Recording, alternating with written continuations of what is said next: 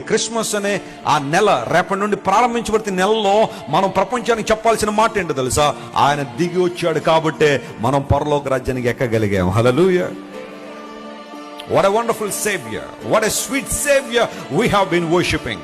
ఎంత గొప్ప దేవుణ్ణి మనం ఆరాధన చేస్తున్నాం. నా కోసం దిగొచ్చాడు ఆయన, నన్ను లేవనెత్తడానికి, నన్ను పరలోక రాజ్యం చేర్చడానికి, నా పాపాలు క్షమించడానికి, నా అపరాధాలను తుడిచివేయడానికి, నా జీవితాన్ని మార్చడానికి నా కోసం దిగొచ్చిన యేసయ్య.